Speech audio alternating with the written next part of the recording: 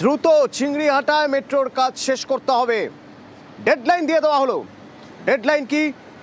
আগামী বছরের 15ই ফেব্রুয়ারি। 15ই ফেব্রুয়ারির মধ্যে মেট্রোর কাজ শেষ করতে হবে, হাইকোর্টের ভারপ্রাপ্ত প্রধান বিচারপতির নির্দেশ। এবং 6ই জানুয়ারির মধ্যে সিদ্ধান্ত নিতে হবে পুলিশকে কিভাবে কাজ হবে। রাজ্য আর ট্রাফিক পুলিশকে সিদ্ধান্তের নির্দেশ দেওয়া হলো, 6ই জানুয়ারির মধ্যে সিদ্ধান্ত নিতে হবে এবং ফেব্রুয়ারি 15 তারিখ ডেডলাইন বেঁধে দেওয়া হলো। চিংড়িহাটায় মেট্রোর কাজ দ্রুত শেষ করতে হবে 15ই ফেব্রুয়ারির মধ্যে নির্দেশ হাইকোর্টের ভারপ্রাপ্ত প্রধান বিচারপতি।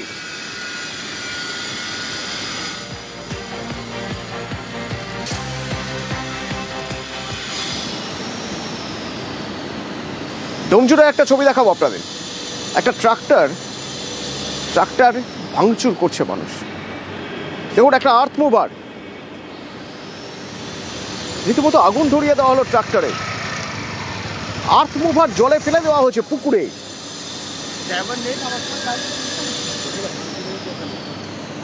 কিন্তু কেন? এরা তো শ্রমিক, নির্মাণ শ্রমিক, বাইরে থেকে কাজ করতে এসেছেন, কন্ট্রাক্ট দেওয়া হয়েছে, এরা কাজ করছেন, এদের উপর এত ক্ষোভ, এত রোষ কেন? দেবাশিস রয়েছেন সরাসরি আমার সঙ্গে। দেবাশিস, স্থানীয়রা এদের উপর এত রাগ, এত রোষ কেন?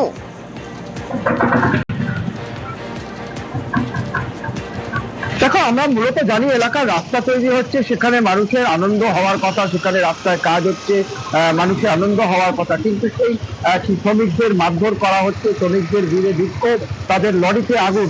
অবশ্যই কারণটা কিন্তু গুরুতর। এই যে ট্রাক যে জ্বলছে, আগুন দেখছি, সেই ট্রাক চালকের বিরুদ্ধে সরাসরি অভিযোগ এক 7 বছরের শিশুকে যৌন নির্যাতনের অভিযোগ ওঠে। গতকাল এই শিশুটি যখন ডোমজুর মাধবপুর এলাকায়, সে যখন অন্য বন্ধু বান্ধবদের সঙ্গে খেলছিল, তাকে এই চালক কার্যত মদ্যপ অবস্থায় তাকে সেখান থেকে নিয়ে যায়, লজেন্স দেওয়ার নাম করে তাকে নিয়ে যায় এবং সেখানে জঙ্গলে নিয়ে গিয়ে তার উপর যৌন নির্যাতন করে। তখন এই শিশুটি চিৎকার চেঁচামেচি করে, তখনই কার্যত ট্রাক এবং লরি ফেলে সেই চালক পালিয়ে যায়। এরপরেই উত্তেজিত জনতা গোটা এলাকায় যে শ্রমিকরা কাজ করছিল তাদেরকে ঘিরে ধরে, আর্থ মুভার সেখানে ভাঙচুর করে সেখানে পুকুরে ফেলে দেয়। খবর পেয়ে ঘটনাস্থলে পৌঁছায় বিশাল পুলিশ বাহিনী ও র্যাব। রীতিমতো কার্যত সেই জনতার হাত থেকে শ্রমিকদের, অন্যান্য শ্রমিক যারা ছিলেন, মহিলা শ্রমিক ছিল, তাদেরকে উদ্ধার করলেও সেই ট্রাক এবং বেশ কিছু গাড়ি এবং কি বাইক, সেগুলি কিন্তু ভাঙচুর চালায় স্থানীয় বাসিন্দাদের। তাদের অভিযোগ, এই ধরনের কাজ যারা বাইরে থেকে এসে করেছে তাদের কড়া শাস্তি দিতে হবে। এবং এখনো পর্যন্ত এই ঘটনায় কাউকে গ্রেপ্তার করতে পারেনি পুলিশ। যে অভিযুক্ত ট্রাক চালক, তার খোঁজে ইতিমধ্যেই তল্লাশি চালানো হচ্ছে। সরকারি প্রকল্পের কাজ হচ্ছে। বিকাল 5টার সময় বাচ্চারা খেলে এখানে, রাস্তায় লোকে যে কাজ করে, ওর মধ্যে একটা ছেলে গাড়ি ড্রাইভার, ও নেশা করে মেয়েটাকে এখান থেকে তুলে নিয়ে রেপ করেছে। 6 বছরের মেয়ে। এর জন্য রাত্রে আমরা সব ছিল, পুলিশ এলো, যে কন্ট্রাক্টর, তাকে আনা হয়েছিল। সে বলতে আমি খুঁজে পাইনি ওকে। পুলিশে বলা হলো আপনি খুঁজুন, ওকে আনুন, ধরে আনুন। এই পর্যন্ত কথা হয়েছে। রাত্রে মেয়েটাকে মেডিকেলে নিয়ে গেল, কোনো কাজ হয়নি। শুনুন না, এটা আজকে যেতে বলেছে হাওড়ায় এই ঘটনায়। এবার আমরা তদন্ত ঠিক করে করতে যাই, যেন শাস্তি হয়, ওকে ধরে আনা হয়। কুলতলি থেকে আবার অভিযোগ আসছে, ম্যানগ্রোভ কেটে ভেড়ি করা হচ্ছে। যে ম্যানগ্রোভ আমাদের শহর কলকাতাকে বাঁচিয়ে রেখেছে, সুন্দরবনকে, দক্ষিণ 24 পরগনাকে বাঁচিয়ে রেখেছে, সেই ম্যানগ্রোভ কেটে সাফ করে দেওয়া হচ্ছে, ভেড়ি বানানো হচ্ছে। অর্পণ রয়েছেন আমার সঙ্গে। অর্পণ, স্থানীয় প্রশাসন কি বলছে?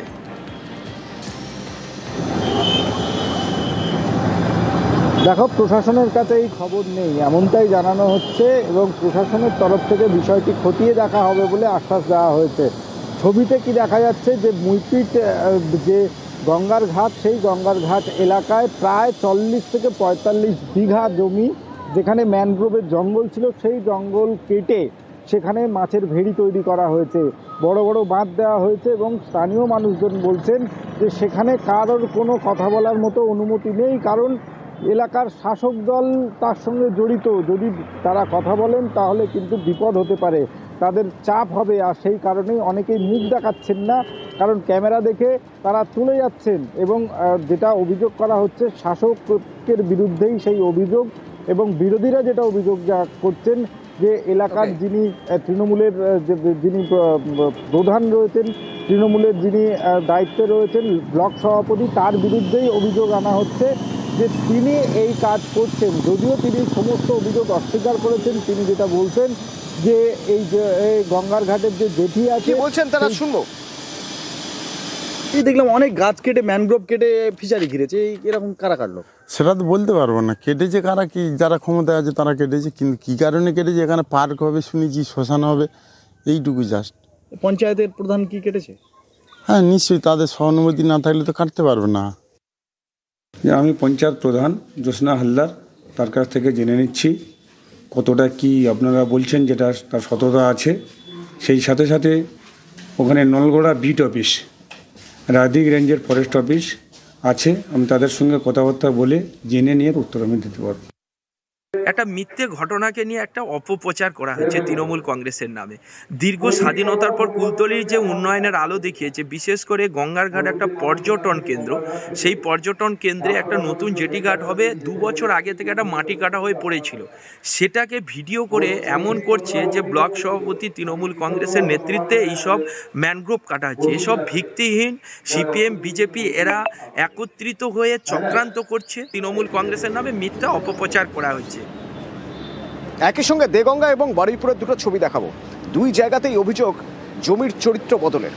দেগঙ্গায় 3 ফসলি জমি থেকে মাটি কেটে নিয়ে যাওয়া হচ্ছে, আবার ওদিকে বারুইপুরে দেখা যাচ্ছে পুকুর ভরাট করা হচ্ছে, অভিযোগ তেমন।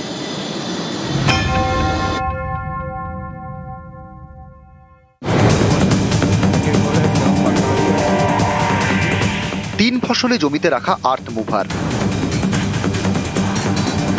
পাশেই মাটির স্তূপ,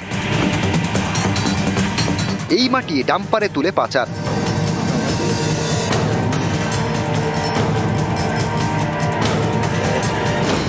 উত্তর 24 পরগনার দেগঙ্গায় সোহায় শেতপুর গ্রাম পঞ্চায়েত। এখানে বিঘের পর বিঘে চাষের জমি, বেশিরভাগই 3 ফসলি। এই জমিতেই মাটি মাফিয়ার নজর। অভিযোগ আর্থ মুভারে করে কাটা হচ্ছে মাটি, সেই মাটি তোলা হচ্ছে ডাম্পারে, তারপর চাষের জমির ওপর দিয়েই মাটি বোঝায় গাড়ি চলে যাচ্ছে বাইরে। এতে কৃষকদের মাথায় হাত। অভিযোগ ভারী গাড়ির চাপে নষ্ট হচ্ছে চাষের জমি। এখানেই শেষ নয়, যেখানে মাটি কাটা হচ্ছে তার পাশেই তৈরি করা হয়েছে ত্রিপলের ছাউনি। সেই ত্রিপলে বিপর্যয় মোকাবিলা দপ্তরের ছাপ মারা। পাশেই ছড়িয়ে ছিটিয়ে মদের বোতল। অভিযোগ পেয়ে এলাকায় যায় পুলিশ। 4টি ডাম্পার এবং একটি ট্রাক্টর বাজেয়াপ্ত করে। বেশ কয়েকজনকে গ্রেপ্তার করা হয়। কিছু মাটি মাফিয়া আসে, কটা ডাম্পার ছিল, এখনো তো জিসিপি এই অবস্থা এখানে পড়ে আছে। আবার এসে রাত দেখছি এখানে যে পশ্চিমবঙ্গ সরকারের যে তিরপল, সেই তিরপলটা এরা নিয়ে এসে এখানে তাঁবু খাটিয়ে এখানে থাকছে। আবার এই মদ এইসবগুলো সব পাঠ করছে। হ্যাঁ, কৃষকরা প্রতিবাদ করলে হুমকি তো দিচ্ছে, কৃষি জমির উপর দিয়ে এই যে রাস্তা করে নিয়ে যাচ্ছে। হ্যাঁ, এগুলো তো ঠিক নয়। কিছু চাষি আমাকে কমপ্লেন করে, এসে দেখি 4খানা ডাম্পার আছে, মাটি লোড সহ ওই যাচ্ছিল, আমরা আটকে গেছি। থানাকে জানালাম, থানা সাথে সাথে গাড়ি পাঠিয়ে দিল। গরিব মানুষের মাথার উপরে তিরপল থাকার কথা, সেখানে মাটি মাফিয়াদের মাথার উপরে তিরপল এসে গেছে।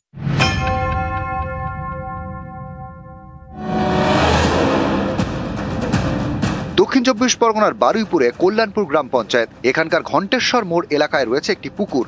অভিযোগ বালি ফেলে পুকুরটি ভরাটের চেষ্টা করা হচ্ছে। রবিবার রাতেই বালি ফেলা হচ্ছিল, বাধা দেন স্থানীয়রা। এ নিয়ে শোরগোল পড়ে যায়। এলাকায় যায় পুলিশ, 2টি লরি বাজেয়াপ্ত করে। ধরা পড়ে একজন। এটা অন্তত 50-60 বছর আগে পুরনো পুকুর, যেখানে স্নান বাঁধানো পুকুর, যেখানে স্নান টান করতো, মানুষ ব্যবহার করতো। এই অসাধু চক্ররা এসে 2-3টে গাড়ি এনে এবং পুকুরটা পুরো ভরাট করার একটা চক্রান্ত করে। সঙ্গে সঙ্গে লোকাল থানাকে ফোন করি, লোকাল থানা থেকে পুলিশ আসে, 2 গাড়িকে তারা সিজ করে এবং তাদের ড্রাইভারকে অ্যারেস্ট করে স্পট থেকে নিয়ে যায়। উত্তর 24 পরগনা থেকে জিয়াউল আলম, দক্ষিণ 24 পরগনা থেকে অর্পণ মণ্ডল, নিউজ 18 বাংলা।